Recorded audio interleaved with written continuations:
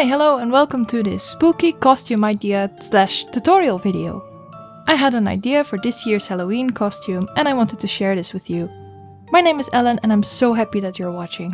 This tutorial doesn't require any sewing machine, so it should be relatively easy to make. Stick around until the end to see me do more of these spooky dance movements in a scary public forest. Alright, let's get started with the material you'll need for the cape.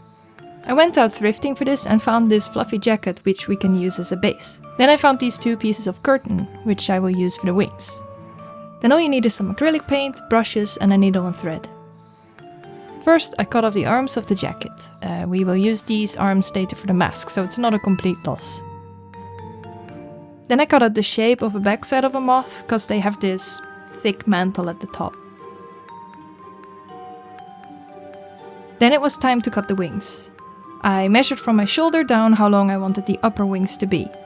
I wanted them to end up around 10 centimeters or 4 inches above the ground, so that would give me 130 centimeters or 51 inches.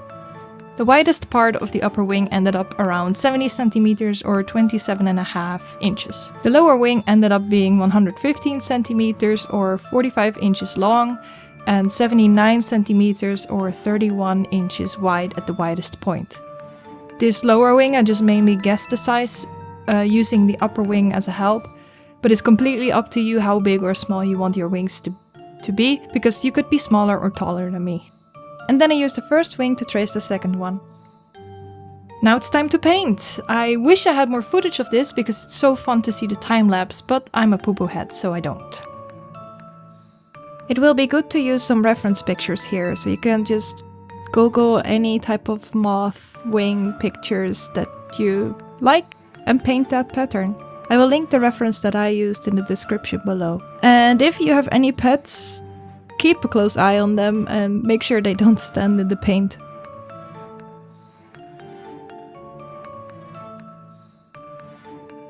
After the painting is done and the wings have dried, it's time to attach them to the cape base by hand stitching them with needle and thread.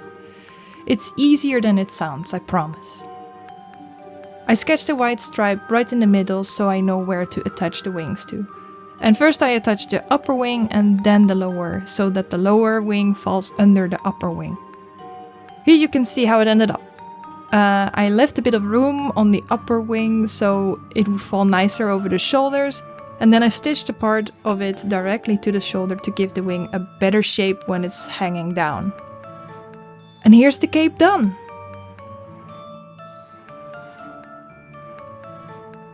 Now it's time for the mask. I bought this scary teddy bear mask from a party store to use as a base. And then I have these backpack lights because it gets real dark in winter where I live, so these are quite common and I will use those as eyes. I will diffuse the light with some plastic covers, but you'll see that later. I pulled back the furry part on the ears and then cut off the ears. I used the ears to create the moth tongue by cutting out the middle part and the sharp edges, and then I glued them on the nose with the hot glue gun. Be very careful with it because it's hot. I colored the eye area red at first, but this will change to black later in the video. The teeth I colored black by using these permanent markers. Then I painted the backpack lights with red acrylic paint. This doesn't stay on that well, but it will do the trick for now. Let's get to gluing them on. Here's the hot glue gun I used. It's plugged in at the moment, so we gotta be careful. If you're not using it, then take the plug out. And if you're a younger viewer, please get an older person to help you. I made a little space next to the peeky holes in the mask for the lights to get glued to.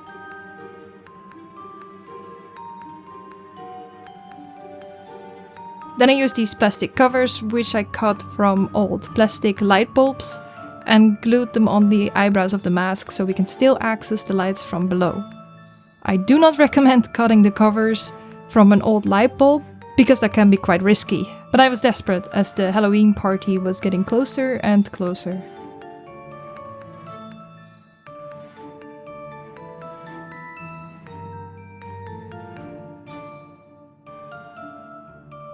Now it's time to make the antennas. I used this aluminium wire as a base. I didn't really measure how long I wanted it to be, but ended up just eyeing it and I think it turned out alright. Use pliers to cut it, it's too thick for scissors. Then I drew the outline of the feathered antennas on this piece of crafting foam I got from a crafting store. I used the cutout to trace the second one. Now I cut into the edge to create the feather effect. Make sure to leave some space in the middle. After that's done, we can glue it onto the aluminium wire. I'm using these tiny strips of foam so I can sandwich the wire and it stays on much better. When you press it on though, again you have to be very careful. I'm using this other scrap piece of foam as to not burn my fingers pressing on the glue.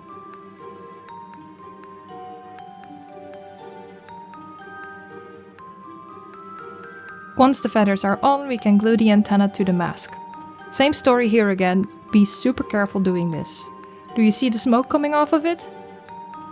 I again use another scrap piece of foam to glue the wire to the mask. This also prevents headaches from feeling a piece of metal on top of your head.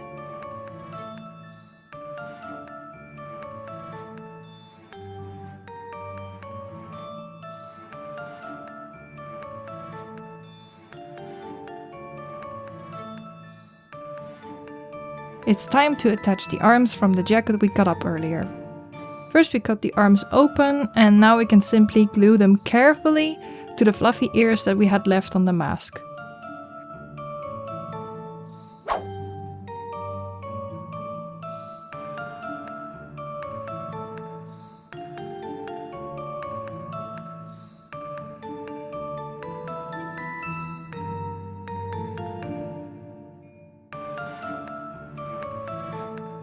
We cut off the excess material from the ears so it doesn't look like a teddy bear anymore, and voila! I was a bit bothered by the dirty looking moth tongue, so I decided to add a piece of foam on top of it and now it looks much better. I also added some pieces of foam in the corners of the mouth to make it look more insecty. We can clean up the mask a bit by plucking off the glue residues here and there and it should be fine. And it's done! The costume is ready for the party. For the clothing underneath, I just went with some black pants. You can use any black pants that you want. And then I had this dress that I found at the thrift store which I cut up to be a tunic. Because it had this insecty pattern, I think. And that's it, it's all up to you. You can decide whatever you want to wear. Now as promised, here are some clips from me out in the wild trying to be creepy.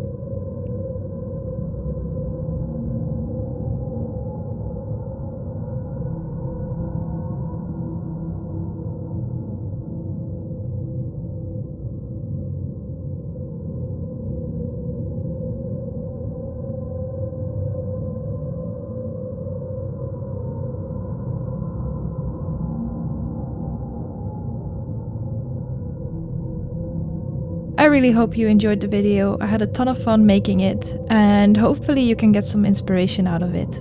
Let me know if you do. Thanks again for watching and I hope to see you another time.